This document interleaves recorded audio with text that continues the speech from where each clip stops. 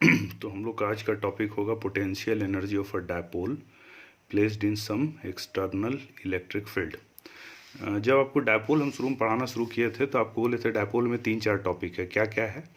तो एक डायपोल के चलते इलेक्ट्रिक फील्ड कहाँ कहाँ डायपोल क्या बताए थे, एक नेगेटिव एक पॉजिटिव चार्ज स्मॉल सेपरेशन पे रखा जाए तो जो सिस्टम बनता है इसी को डायपोल कहते हैं। यहाँ पे एक वर्ड आया था डायपोल मोमेंट। डायपोल मोमेंट क्या होता है? डायपोल मोमेंट होता है चार्ज, जो पॉजिटिव चार्ज इनटू दोनों चार्ज के बीच का सेपरेशन 2D, इसको डायपोल मोमेंट कहते हैं। वेक्टर क्वांटिटी समझा चुके हैं। तो आपको डायपोल से जुड़ा हुआ 3-4 केस बताए थे। डायपोल के चलते उसके एक्सिस में कितना इलेक्ट्रिक फील्ड होगा, ये पिछले चैप्टर में बताए थे। उसके परपेंडिकुलर बाइसेक्टर में कितना इलेक्ट्रिक फील्ड होगा, ये भी पिछले चैप्टर में बताए थे। और एक और चीज़ जो पिछले चैप्टर में बताए थे वो था कि किसी डायपोल को अगर किसी एक्सटर्नल इलेक्ट्रिक फील्ड में रखा जाए, ये एक्सटर्नल इलेक्ट्रिक फील्ड है, तो इस एक्सटर्नल इलेक्ट्रिक फील्ड में अगर किसी डायपोल को रखा जाए तो इस पर कितना टॉर्क लगता है। तो टॉर्क का फॉर्मूला आया था क्या हम लोग का, टॉर्क इज इक्वल टू आया था P क्रॉस E। तो ये 3 रिजल्ट फिर से रिपीट कर रहे हैं। सबसे पहले आपको पढ़ाए थे डायपोल क्या होता है, तो डायपोल बताए थे एक नेगेटिव और एक पॉजिटिव चार्ज स्मॉल सेपरेशन पे रखा जाए तो ये जो सिस्टम बनता है इसी सिस्टम को डायपोल कहते हैं। डायपोल में पहला वर्ड बताए थे डायपोल मोमेंट, जो कि होता है पॉजिटिव चार्ज और दोनों चार्जेस के बीच के सेपरेशन के प्रोडक्ट को। डायपोल मोमेंट वेक्टर क्वांटिटी है जिसका डायरेक्शन हमेशा किधर से किधर होता है, नेगेटिव से पॉजिटिव चार्ज की तरफ। उसके बाद डायपोल के चलते उसके एक्सिस में कितना इलेक्ट्रिक फील्ड होगा लार्ज डिस्टेंस में, और परपेंडिकुलर डायरेक्शन में कितना इलेक्ट्रिक फील्ड होगा लार्ज डिस्टेंस में, ये बताए थे। फिर बताए थे किसी डायपोल को अगर किसी एक्सटर्नल इलेक्ट्रिक फील्ड में रखा जाए तो उस पर कितना टॉर्क लगता है। तो टॉर्क के लिए रिजल्ट बताए थे P क्रॉस E। इस चैप्टर में जो अभी हम लोग पढ़ रहे हैं पोटेंशियल एंड कैपेसिटेंस, इस चैप्टर में भी एक चीज़ पढ़ा चुके हैं कि किसी डायपोल के चलते उसके डायपोल के चलते कहीं पर भी किसी भी जनरल पॉइंट पे पोटेंशियल कितना होता है, पोटेंशियल कितना होता है। तो पोटेंशियल का फॉर्मूला भी हम लोग लाए थे, डिराइव करके आपको बताए थे। ये जनरल था जहाँ ये एंगल थीटा के फॉर्म में रिजल्ट आया था हम लोग का P साइन थीटा या cos theta by R square, ऐसे करके कुछ रिजल्ट था, हम लोग चेक कर लेते हैं। तो रिजल्ट था यहीं KP कॉस थीटा, ये था result KP cos theta by R square, ठीक है। डायपोल के चलते उसके एक्सिस में कितना पोटेंशियल होगा, ये जनरल रिजल्ट था डायपोल के चलते पोटेंशियल का। तो ये सब चीज़ हम लोग देख चुके हैं। हम जब आपको शुरू किए थे तो उसमें बोले थे कि डायपोल के चलते 4-5 रिजल्ट आपको देखना है। एक डायपोल के चलते एक्सिस में कितना फील्ड होता है, परपेंडिकुलर बाइसेक्टर में कितना फील्ड होता है, टॉर्क कितना होता है, पोटेंशियल कितना होता है, और लास्ट रिजल्ट है पोटेंशियल एनर्जी कितना होता है, जो हम लोग देखेंगे यहाँ पर, ठीक है। पोटेंशियल जब आपको बता रहे थे डायपोल के चलते पोटेंशियल, 1 मिनट बस थोड़ा रिवाइज कर रहे हैं। पोटेंशियल बता रहे थे तो ये आपको बताए थे, ये आपके पास क्या था, इस चैप्टर में इसका डिस्कशन हुआ है। एक नेगेटिव एक पॉजिटिव चार्ज डायपोल हुआ, उसके जनरल पॉइंट पर कहीं पे पोटेंशियल का बात किए थे हम लोग। तो पोटेंशियल के लिए रिजल्ट डेराइव करके ये लाए थे। तो इस रिजल्ट को आप कहीं भी इस्तेमाल कर सकते हैं। जैसे आप देखिए कि अगर थीटा का वैल्यू, एक बार यहाँ पे फिर से एक बार छोटा सा फिगर बना रहे हैं, यहाँ पे माइनस, यहाँ पर पॉजिटिव चार्ज है, ये डायपोल का मिड पॉइंट है, ये जनरल पॉइंट है जहाँ हम निकाल के आपको दिए क्या चीज़, पोटेंशियल। अगर ये वाला एंगल थीटा है, सॉरी, अगर इसके एक्सिस में इधर r दूरी पे लेते तो थीटा का वैल्यू कितना हो जाता है हम लोग का, थीटा का वैल्यू 0 हो जाता है। तो cos 0 का वैल्यू कितना हो जाता है 1। तो एक्सिस में इतना ही r दूरी पे लिया जाए तो ये फार्मूला कितना, ये फार्मूला के लिए वैल्यू कितना हो जाएगा, ये हो जाएगा KP बाई R स्क्वायर, ये हो जाएगा कहाँ पे, एक्सिस में। और यहीं पे अगर हम लोग परपेंडिकुलर बाइसेक्टर में r डिस्टेंस पे लेते हैं तो ये एंगल 90 डिग्री हो जाता है, और cos 90 का वैल्यू कितना आ जाता है 0। तो पोटेंशियल का वैल्यू कितना हो जाता है 0। तो इसलिए आप देख सकते हैं कि डायपोल के चलते उसके एक्सिस में कहीं पर भी परपेंडिकुलर बाइसेक्टर में कोई भी पॉइंट पे अगर आप वोल्टेज पोटेंशियल निकालिएगा तो पोटेंशियल का वैल्यू कितना आएगा, 0 आएगा। और एक्सिस में कितना आ रहा है, KP बाई R स्क्वायर। ये पहले नहीं बताए थे, जब पोटेंशियल बता रहे थे तो अभी अचानक याद आया तो एक सोचिए इसको थोड़ा सा डिस्कस कर ही लेते हैं। खैर फिलहाल हम लोग जो यहाँ डिस्कशन कर रहे हैं वो डिस्कशन किस बारे में है, तो पोटेंशियल एनर्जी किसका, डायपोल का, जब उसको किसी एक्सटर्नल इलेक्ट्रिक फील्ड में रखा गया है। तो मेरा इधर से इधर इलेक्ट्रिक फील्ड है, फिलहाल यूनिफॉर्म इलेक्ट्रिक फील्ड लेके चल रहे हैं। और ये जो आप देख रहे हैं ये डायपोल है मेरा, माइनस नेगेटिव चार्ज, ये पॉजिटिव चार्ज, ये इनिशियल पोजीशन है, पॉइंट पे नेगेटिव चार्ज और बी पॉइंट पे पॉजिटिव चार्ज है। डायपोल मोमेंट का डायरेक्शन किधर से किधर होता है, नेगेटिव से पॉजिटिव चार्ज की तरफ।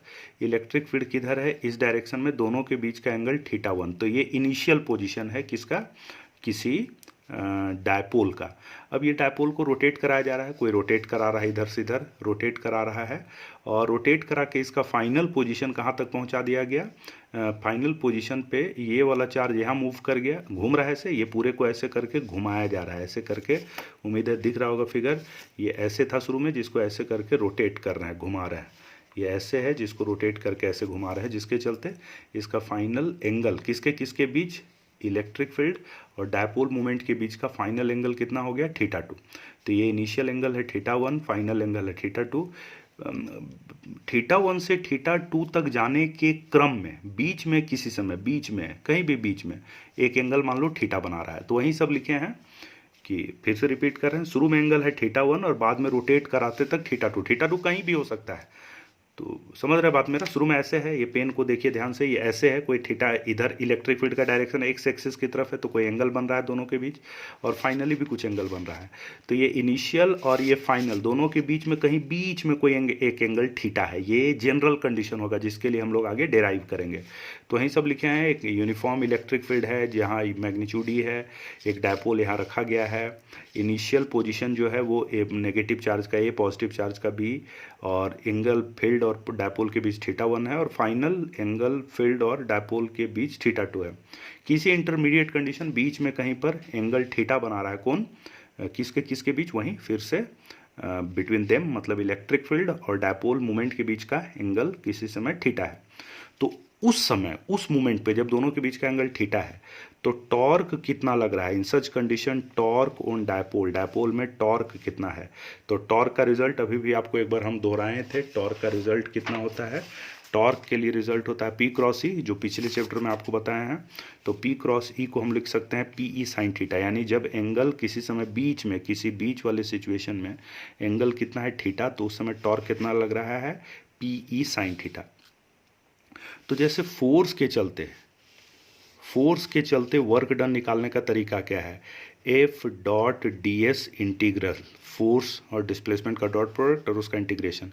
उसी चलते टॉर्क के चलते कहीं भी वर्क डन निकालना है तो tau into D theta, tau into D theta, ये तरीका होता है टॉर्क के चलते वर्क डन निकालने का।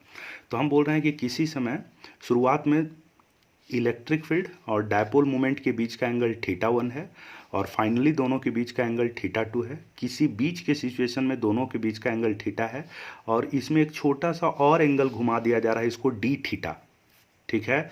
तो स्मॉल रोटेशन कितना क्रिएट किया गया, डी थीटा, θ1 शुरू का है, θ2 अंत का है, बीच का है थीटा, और उसमें एक छोटा सा चेंज किया जा रहा है कितना, डी थीटा।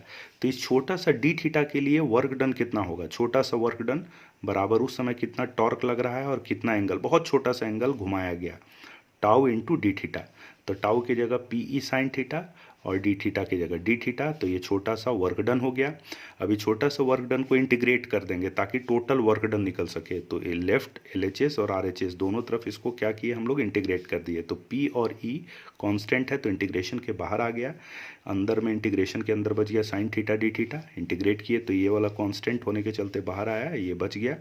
शुरुआत में एंगल कितना है, इनिशियल एंगल कितना है θ1, और फाइनली कितना तक एंगल पहुंच चुका है, θ2 तक पहुंच चुका है, ठीक है। तो DW को इंटीग्रेट किए, W आ गया, ये PE sine theta d theta का integration, sine theta d theta, इसका इंटीग्रेशन होता है minus cos theta, sine theta d theta का इंटीग्रेशन माइनस कॉस थीटा। तो ये minus cos theta, limit lower limit θ1, upper limit θ2, तो ये वर्क डन निकल गया। अब इसी को आगे बढ़ा रहे हैं, तो ये माइनस साइन को यहाँ ले आए, तो माइनस PE, फिर थीटा, पहले अपर लिमिट पुट किए तो कॉस θ2, फिर बीच में माइनस साइन और फिर कॉस θ1। ये आपको इंटीग्रेशन जानना पड़ेगा, ये ज़रूरी है, यहाँ इंटीग्रेशन का उपयोग है, डिफिनिट इंटीग्रेशन का, अपर लिमिट लोअर लिमिट का इस्तेमाल ये किया हम लोग।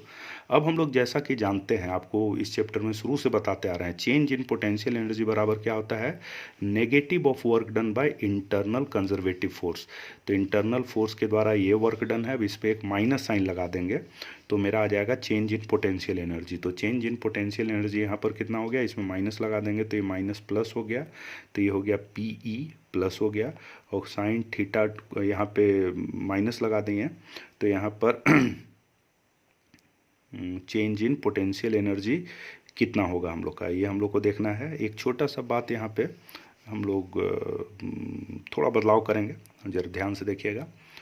ये बदलाव क्या है कि यहाँ पर हम लोग जो रोटेशन देख रहे हैं, ये रोटेशन किसके द्वारा हो रहा है, ये रोटेशन हो रहा है हम लोग का एक्सटर्नल एजेंट घुमा रहा है। तो यानी ये जो वर्क डन निकला, ये किसके द्वारा वर्क डन निकला, work done by external agent निकल रहा है। और आपको ये भी बताए थे कि work done by external agent किसके बराबर होता है, चेंज इन पोटेंशियल एनर्जी। तो ये हो गया work done by external agent, ठीक है। तो यहाँ पर क्या हम लोग का हो गया प्लस W, मतलब जो वर्क डन है वही हो जाएगा चेंज इन पोटेंशियल एनर्जी। तो चेंज इन पोटेंशियल एनर्जी बराबर कितना हो गया हम लोग का, बस यहीं रह जाएगा, ज्यों का त्यों रह जाएगा।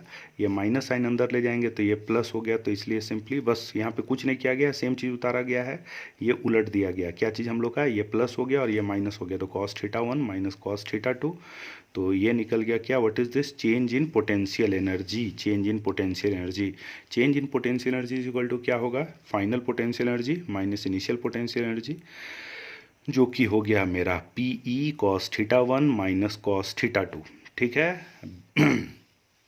आगे बताते हैं अगले वीडियो में।